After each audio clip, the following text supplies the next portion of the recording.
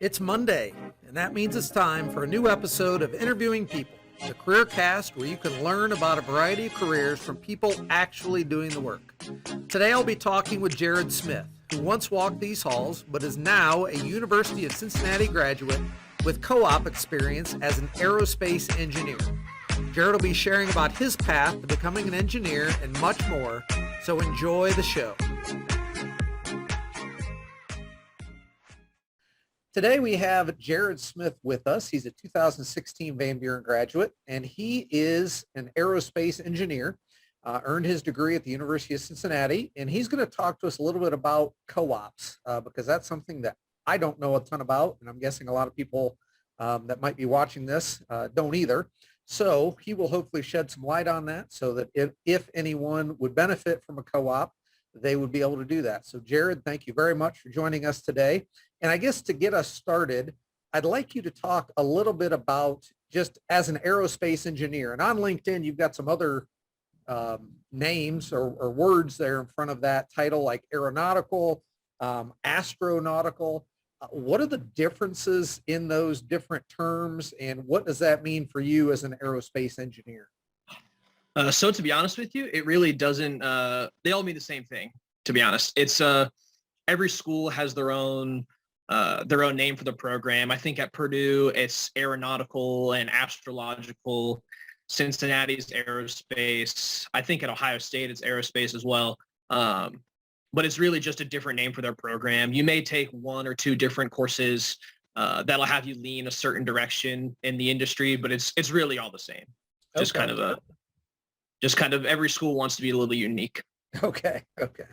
So what is your ultimate career goal? I mean, if you could achieve something that you've always had your heart set on as an aerospace engineer, what would that be? Like, it kind of changed throughout school. I think right now I want to work in flight tests, and a company that visited our school, one of their representatives said it best. He didn't want to work on parts of planes. He wanted to work on planes. So in flight test and integrations testing, which is what I want to do, you'll get a new part or a new software from a company, and they'll go put it on a plane and fly it and see how it works that way. So I think that's kind of where I'm leaning. I'd like to work on a whole plane and not just bits and pieces. Okay. So to do that, do you have to be able to fly the plane, or are there pilots that do that and you're just observing how the parts are working? How does that work? Yeah, so usually there's a pilot. The military does this a lot. There's a lot of civilian contractors with the military that do this. If you get high up enough in the department, you can ride in the plane while they're flying it to take measurements and readings on what you're testing. But for the most part, you're on the ground observing from there. When you left high school, was this something that you had planned to do? Did you plan to be an aerospace engineer major, or is that something that happened after you arrived at college? So I went in with aerospace as my program off the rip. I wasn't really sure what I wanted to do, but I had a friend who went to Cincinnati for aerospace engineering and gave me a piece of advice. So Cincinnati and Ohio State, I think, has something similar where there's a freshman engineering program, which is just kind of general. You take your gen eds, and you can kind of pick and choose which discipline of engineering you want to do later on. That's a choice at Cincinnati. I think at Ohio State, that's a mandatory thing. But you have a much higher GPA requirement to get into a program later on than you do if you join initially. And my friend Tim, who had gone there previously, he did the freshman engineering program, and aerospace has the highest GPA requirement to get into at Cincinnati.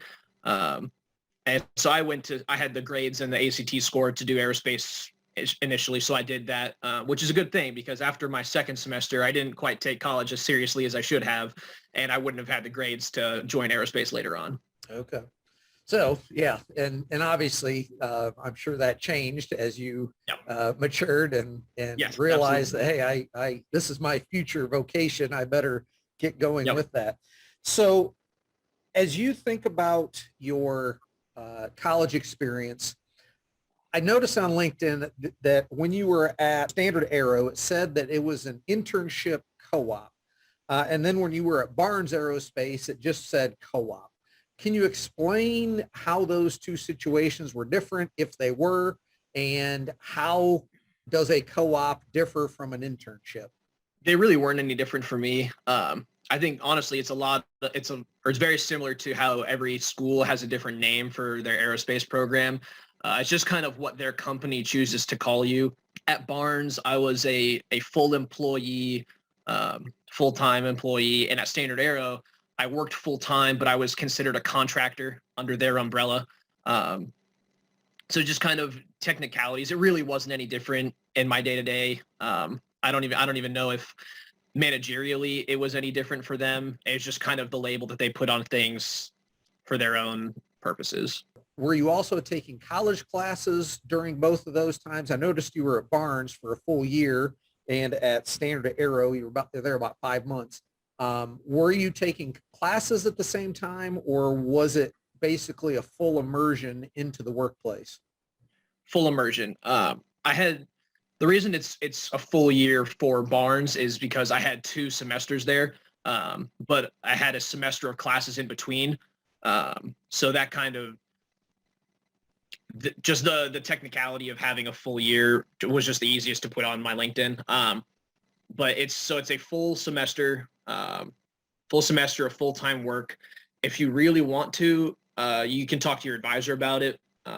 You could take classes if you wanted to, but I mean, most people don't, because working full-time is enough job, especially when it's the first time you've ever really done a full-time job in industry.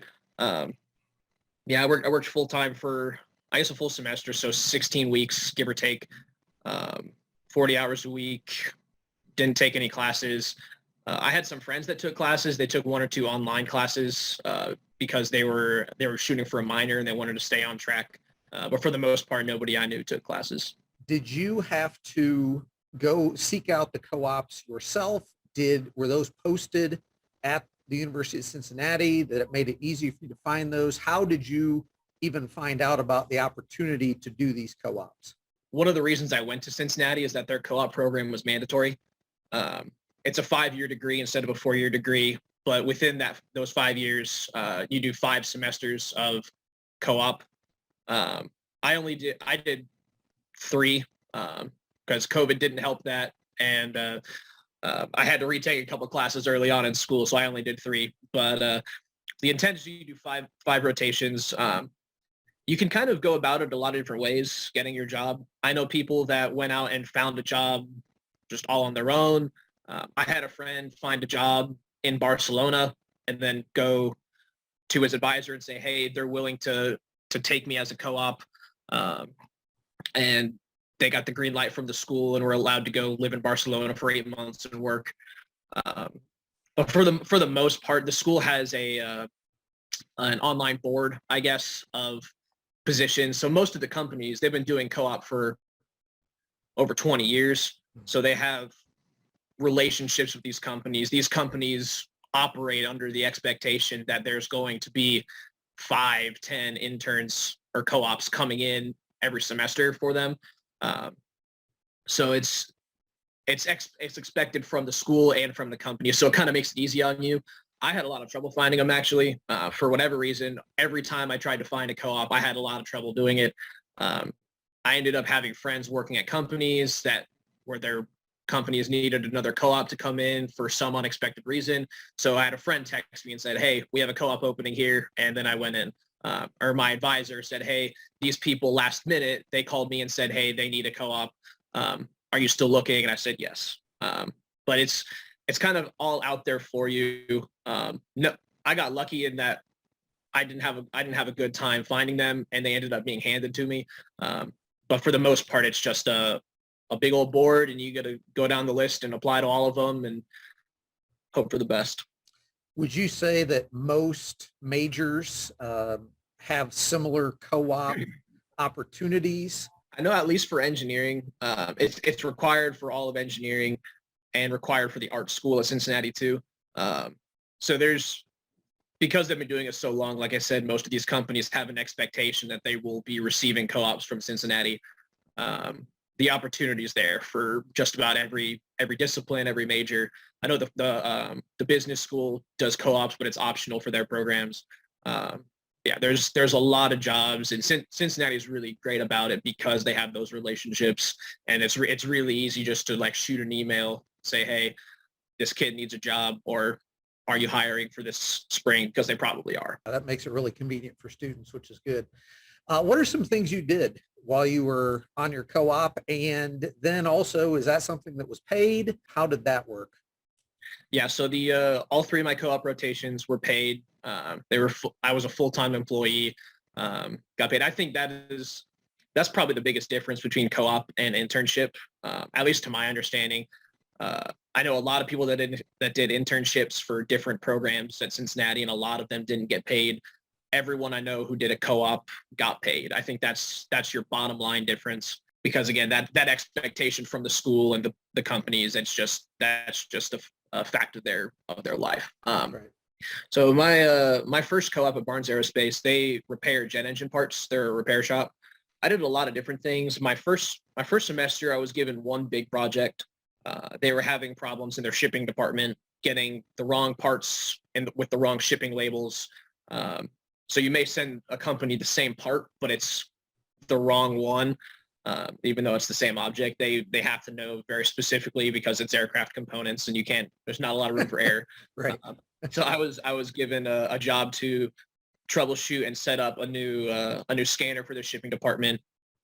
I had to schedule meetings with their local representative for so that he could come in, and if I was unqualified, because no one's going to read a 300-page PDF of instructions, so he could come in and troubleshoot with me. And that was my biggest problem for my first semester. And second one, because I knew my way around Barnes a little bit better, I was given a little more freedom to kind of, like, they didn't put me in one place to do one thing.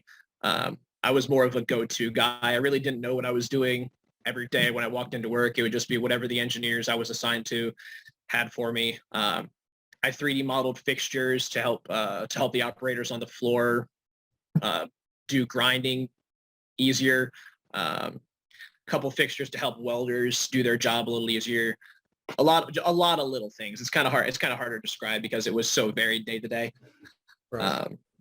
But it was a lot more interesting because I got to get out on the shop floor and talk to the operators who have been working there 20 years and really understand the processes that we did there, and get a lot of experience, or a little experience, about a lot of things. Right. At Standard Aero, fewer things, but more important projects. I helped develop a wrapping process for thermal spray. I dealt directly with one of our contractors. Aerospace rules are kind of weird with who gets access to manuals for engines and parts and things. So Standard Aero was another repair shop, and we were repairing fan cases for jet engines. The contractor that we sent the engines to for a certain process didn't have access to the manual. So we would look over the part, figure out what was wrong with it, send it to them, and say, hey, we need you to do X, Y, and Z. They would send it back and say, we can't because of all these reasons, but because they didn't have the manual. So it was my job to go through the manual, find the exact reasons why they could do these things, and then give them a really detailed report over it so they could have their minds at ease and actually do what we needed them to, which is very cool because I got to interact directly with another company who I hadn't even heard of before. There was an international company, so dealing with time change and things was interesting, but it was fun. Good. Yeah, and I think it's interesting you talked about how, you're interacting with welders and, engineers, and there's a lot of different people that have to come together to make an airplane fly and fly safely. A lot of people with a lot of years of experience. Right. So where are you right now in the job search? Are you currently looking for a job? Have you found employment? What's your status? Yeah, I'm looking around still. The market is not doing amazing because of COVID. Travel's still down. Aeronautics it started to make a comeback, but it also looks like it's starting to go back down again. So just kind of taking this job. I'm working part-time here in Finley at this point, I'm being a little more picky with jobs than maybe I should be, because I'm blessed enough to have family that I can stay with for now and work part-time. I'm interested in that job search. I haven't talked to many people that are actually actively looking for jobs. What are some techniques or tricks that you feel like you've used? Have you used LinkedIn a lot? If there's someone else out there that's in your position looking for a job, what advice would you give to that person? If you can learn somebody's name and be on a first name basis with somebody, whether it's in a company you want to work for or if it's just in the industry you want to work for, that's a very, very valuable thing. Not so much in this job search, but in my last job search. For my last co-op before that summer got canceled. I don't know, last fall, or I guess it was 2 falls ago, excuse me. Myself and maybe 15 other aerospace students and our our co-op advisor went down to Huntsville, Alabama. There's a big aerospace presence there, a lot of companies. We went down there, networked, toured, had some dinners with local hiring managers. And the one that I really connected with, I guess, in our events was a guy named Larace. And in my job search, I emailed him almost immediately, asked him what his company was doing, if they had any openings for co-ops. And he said no, but give me your resume and your qualifications and all of your information. And he sent my resume to 25 or so companies down in Huntsville just on my behalf in his free time. There's been a couple people like that have maybe not had an opportunity for me themselves, but have been willing to try and find one for me. And I've gotten calls back from those people more than I have just pushing applications and trying to get my foot in the door online. So learning someone's name, being able to have a real conversation with someone and not just uploading a Word document resume, it's very important. Yeah, relationships. I keep telling students that, and that's great to hear you say that. And I'm sure that does make a huge, huge difference. So absolutely. I really appreciate everything you've shared. If there's anyone who's interested in going into aerospace engineering or wants to learn more about co-ops, et cetera, other than LinkedIn, is there a good way to reach out to you? Yeah, you can shoot me an email at Jared, Jared _Smith5 at yahoo.com. Okay, perfect. So as we wrap up, and as you look back at, 5 years ago at this time, you were getting ready to start your senior year of high school. And as you look back and think about what you know now compared to what you knew then, is there anything that you wish you had known when you were in high school that you know now? Don't be afraid to leave home. And everybody says it. College isn't high school. It's going to take you a little bit to get acclimated to classes and the amount of work that you need to do. You may be able to do your homework without really paying much attention, but you will not be able to do exams without paying attention. So it's a personal experience. Pay attention, do your homework, and really take it serious, because it'll hurt you. I had a bad GPA for 4 years, and it took me that long to dig myself out of it. So. Yeah. Okay. Well, hey, that's excellent advice. I really appreciate everything that you shared, especially about those co-ops, because again, that's an area where I'm learning more and more about that. So that's really good to hear. And it sounds like that was a really good experience for you. Absolutely. Good luck in the job search. And next time I'm on a plane, I'll feel safe, because I'll know that you made it a safe place for me to be. So thank you very much, Jared. No problem. Thank you.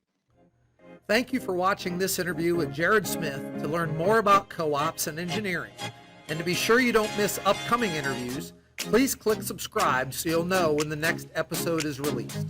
Thank you for watching, and as always, remember, the best part about Mondays is interviewing people.